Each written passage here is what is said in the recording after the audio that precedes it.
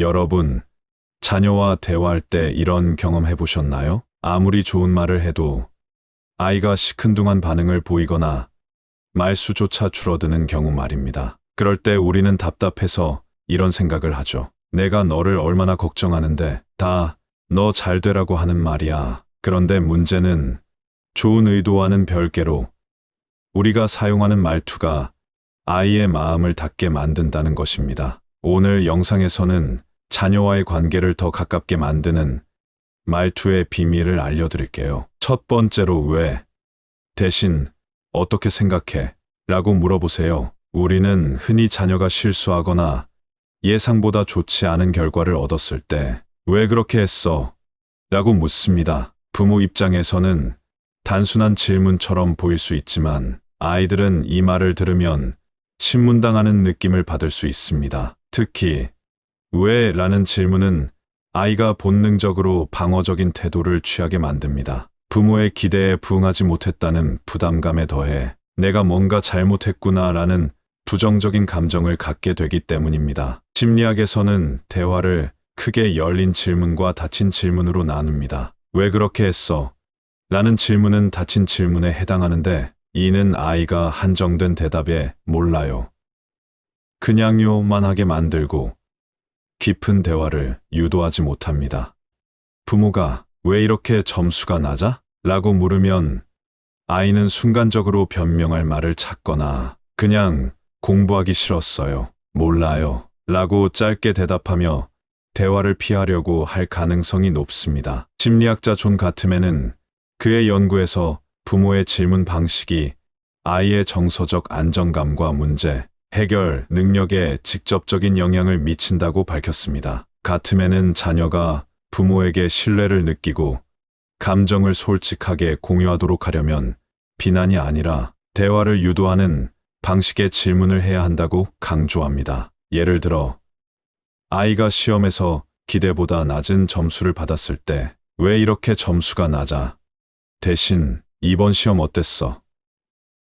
내 생각은 어때? 라고 물어보면 아이 스스로 자신의 생각을 이야기할 기회를 가지게 됩니다. 이렇게 질문하면 아이는 부모가 자신의 이야기를 듣고 싶어 한다는 느낌을 받습니다. 즉, 대화를 단절시키는 대신 부모와 아이 사이의 신뢰와 소통의 문을 열어주는 역할을 하게 됩니다. 아이들은 부모에게 인정받고 싶어 하는 존재입니다. 그런데 왜? 라는 질문은 아이가 마치 내가 잘못했다는 평가를 받는 듯한 느낌을 주기 때문에 대화를 이어나가는 것이 부담스러워질 수 있습니다.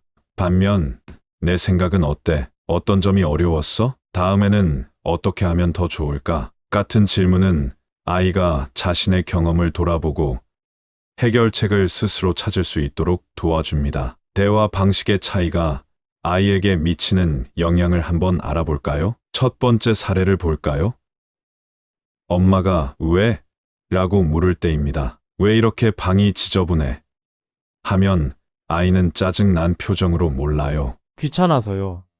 라고 퉁명스럽게 답합니다. 이 경우 아이는 부모의 말투에서 잔소리나 비난을 먼저 인식하고 방어적인 태도를 보입니다. 이제 두 번째 사례를 살펴보겠습니다. 엄마가 어떻게 하면 좋을까?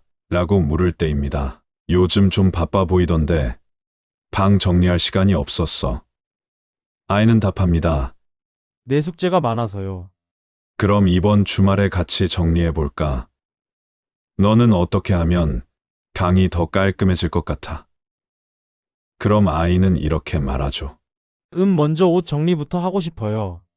이처럼 질문 하나만 바꿔도 아이가 스스로 해결책을 찾고 부모와의 대화에 적극적으로 참여하게 됩니다. 방법은 쉽습니다. 효과적으로 질문하기 위해서 왜를 어떻게로 바꿔보세요. 심리학자 캐럴 드웩은 그녀의 연구에서 아이들은 부모가 자신의 생각과 감정을 존중한다고 느낄 때 자기 조절 능력이 향상되고 문제 해결 능력이 발달한다고 밝혔습니다. 왜?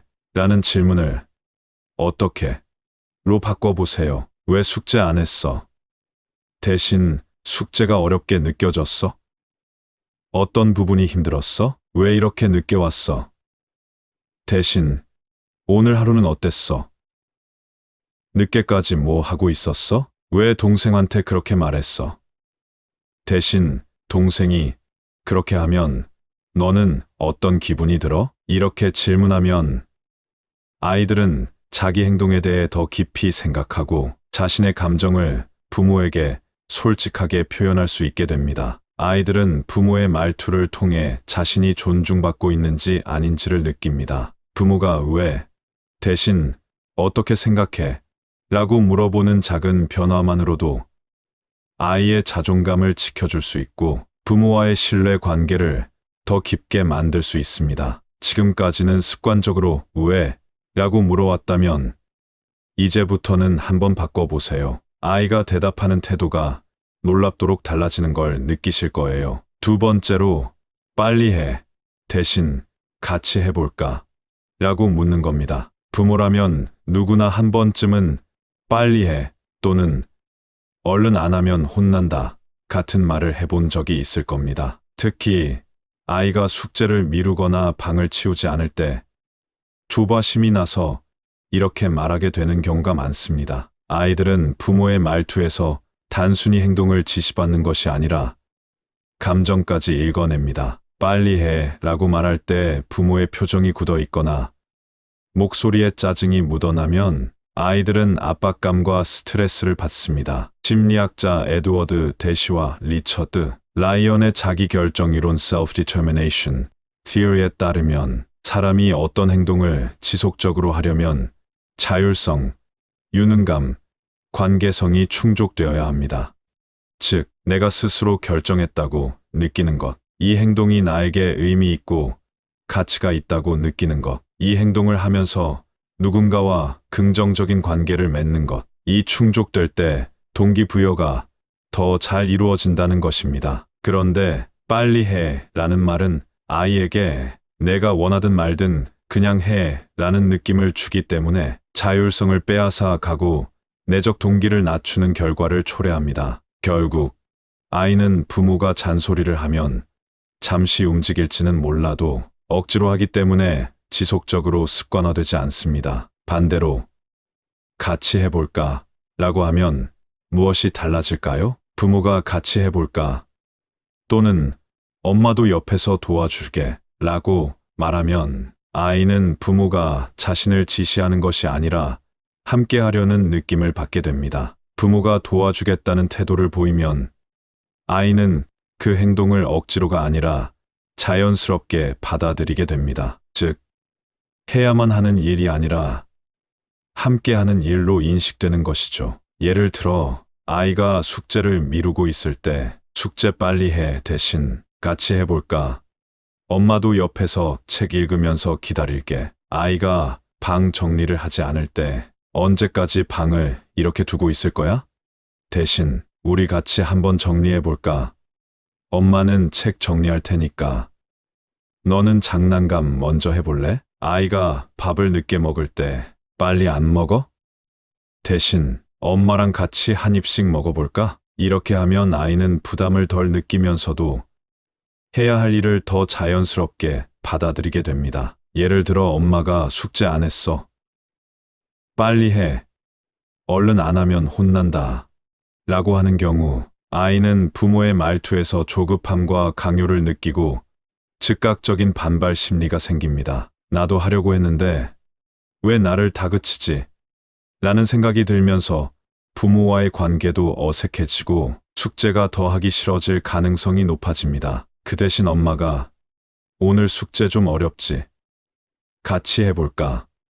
엄마도 옆에서 같이 책 읽으면서 기다려줄게. 라고 말하면 아이는 자기가 먼저 응, 그럼 이거 먼저 풀어볼게. 하고 시작을 하게 될 겁니다. 이렇게 하면 아이는 부모가 자신을 도와주려는 존재로 인식하고 스스로 할 마음을 내게 됩니다. 부모는 아이가 빨리 행동하기를 바라지만 아이들은 누군가와 함께할 때 더 즐겁게 움직일 수 있는 존재입니다. 미국의 심리학자 엘버트 반두라는 인간은 모델링을 통해 배우는 존재라고 설명했습니다. 즉, 혼자 억지로 하는 것보다 누군가와 함께하면서 배울 때 훨씬 더 쉽게 습관이 형성된다는 것입니다. 아이들에게 빨리 해 라고 지시하기보다는 같이 해볼까 라고 제안하는 것만으로도 부모와의 유대감이 깊어지고 아이의 부담이 줄어들며 스스로 하는 즐거움을 느낄 수 있게 됩니다. 오늘부터 빨리 해 라는 말이 나오려 할 때 잠시 멈추고 같이 해볼까 라고 바꿔보세요. 부모의 말 한마디가 아이의 태도를 바꾸고 작은 말투 변화가 아이와의 관계를 더욱 따뜻하게 만들어줄 것입니다. 세 번째로, 내가 뭘 알아? 대신 너의 의견이 궁금해라고 말해보세요. 부모와 자녀 간의 대화에서 내가 뭘 알아? 또는 넌 아직 어려서 몰라 같은 말이 자주 등장합니다. 부모 입장에서는 아이가 미숙하다고 생각하기 때문에 자녀의 의견을 듣기보다는 부모가 옳은 방향을 가르쳐야 한다고 여기기 쉽습니다. 하지만 심리학적으로 볼 때 이런 말들은 아이에게 내 생각은 중요하지 않다 라는 신호를 줍니다. 결국 아이는 점점 자신의 생각을 표현하지 않게 되고 부모와의 대화를 꺼리는 결과를 낳게 됩니다. 반대로 너의 의견이 궁금해 또는 넌 어떻게 생각해? 라고 말하면 아이들은 자신이 존중받고 있다고 느끼고 부모와 더 깊은 대화를 나누게 됩니다. 미국의 교육 심리학자 캐럴 드웨의 연구에 따르면 사람은 고정 마인드셋과 성장 마인드셋을 가질 수 있습니다. 고정 마인드셋, 나는 원래 이런 사람이야. 바뀔 수 없어. 성장 마인드셋, 나는 계속 배우고 성장할 수 있어. 이 연구에서 중요한 점은 아이들이 스스로 의견을 말할 기회를 가질수록 성장 마인드셋을 더 쉽게 형성한다는 것입니다. 즉, 아이가 부모와의 대화에서 자신의 생각을 표현하고 존중받는 경험이 많아질수록 내 생각도 가치가 있어 라고 느끼고 더 적극적으로 문제를 해결하는 태도를 가지게 됩니다. 그런데 부모가 넌 아직 몰라 라고 단정 지어버리면 아이들은 자기 의견을 표현하는 것에 점점 소극적이 되고 결국 고정 마인드셋을 가지게 될 가능성이 높아집니다. 부모의 내가 뭘 알아? 라는 말은 단순한 한마디가 아니라 아이의 자아 형성 과정에 큰 영향을 미치는 메시지가 될 수 있습니다. 심리학자 에릭슨의 발달이론에 따르면 아이들은 성장 과정에서 자율성과 정체성을 확립해야 하는 시기를 거칩니다. 유아기에는 나는 할 수 있어 라는 감정을 느끼는 것이 중요하고 청소년기에는 나는 어떤 사람인가 를 고민하며 정체성을 형성하게 됩니다. 그런데 부모가 내가 뭘 알아? 라고 반복해서 말하면 아이는 자신의 생각을 표현할 기회를 잃고 결국 자기 의견에 대한 신뢰도 떨어지고 정체성 확립도 어려워질 수 있습니다. 자녀의 의견을 존중하는 것이 왜 중요할까요? 프랑스 철학자 미셸 푸코는 권력은 단순히 억압하는 것이 아니라 지식을 통해 작동한다고 말했습니다. 즉, 부모가 아이를 통제하려고만 하면 그 관계는 단순한 권위적인 지시로 끝나지만 부모가 아이의 의견을 듣고 인정해주면 그 관계는 서로 배우고 성장하는 과정이 될 수 있습니다. 자녀의 의견을 듣는다는 것은 곧 부모도 배우는 과정이 될 수 있다. 아이들은 부모가 자신의 의견을 존중해 줄 때 부모의 말도 더 귀 기울여 듣는다. 부모와 아이의 관계는 일방적인 지시가 아니라 서로 영향을 주고받는 관계이기 때문입니다. 최근 많은 육아 예능 프로그램에서도 아이들과 대화하는 부모들의 말투가 강조되는 경우가 많습니다. 예를 들어, 아이와 소통을 잘하는 부모들은 이 상황에서 너는 어떻게 생각해? 엄마는 이렇게 생각하는데 넌 다르게 느낄 수도 있지? 내가 그렇게 말하는 이유가 궁금해. 이렇게 말하면서 아이들이 자신의 의견을 말할 수 있도록 유도합니다. 반면 넌 아직 몰라. 내가 지금 뭘 안다고 그래? 어른들 말 들으면 돼. 이렇게 말하는 부모들은 아이와의 관계가 점점 소원해지는 모습을 보이기도 합니다. 이런 차이를 통해서도 자녀의 의견을 존중하는 것이 부모와 자녀 사이의 관계를 더 긍정적으로 만든다는 것을 알 수 있습니다. 이렇게 작은 말투 변화만으로도 아이들은 자신의 의견이 존중받고 있다고 느끼며 부모와의 대화를 더 편하게 여길 수 있습니다. 또한 부모가 자녀의 의견을 존중해주면 아이들도 자연스럽게 부모의 말을 더 귀 기울여 듣게 됩니다. 아이의 사고력과 자율성을 키워주는 것은 거창한 교육이 아니라 너의 의견이 궁금해 라고 말해주는 작은 변화에서 시작됩니다. 네 번째로, 너는 항상 대신 나는 이렇게 느껴라고 말하세요. 자녀가 말을 안 듣거나 실수를 했을 때 부모의 입에서 가장 쉽게 나오는 말 중 하나가 바로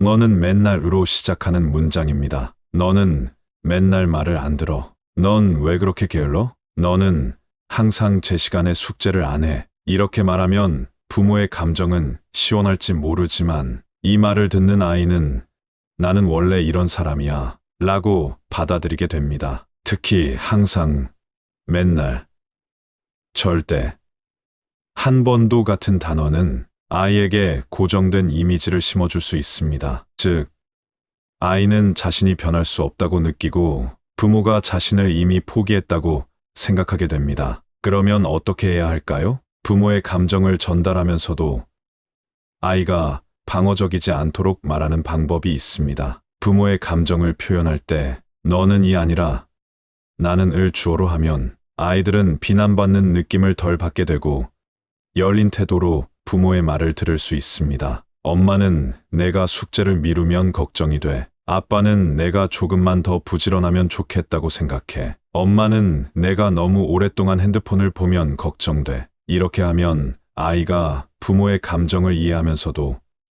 자신이 고쳐야 할 부분을 자연스럽게 받아들일 가능성이 높아집니다. 이런 말투가 심리학적으로 왜 효과적인지 알아봅시다. 심리학자 마셜 로젠버그가 개발한 비폭력 대화 MVC 이론에서도 상대를 비난하는 방식이 아니라 자신의 감정을 중심으로 말하는 것이 더 효과적이라고 말합니다. 나는 이렇게 느낀다 라고 말하면 상대방이 방어적이지 않으나 너는 항상 이런 식으로 말하면 상대방이 반발하거나 다쳐버릴 가능성이 높다는 겁니다. 이 원칙은 부모와 자녀의 관계뿐만 아니라 부부 사이, 친구 관계, 직장에서도 적용될 수 있는 중요한 소통 방식입니다. 부모의 말투는 그냥 순간적인 감정 표현이 아니라 아이의 자아 형성과 자존감에 직접적인 영향을 미칩니다. 이렇게 말 한마디의 차이로 아이의 태도와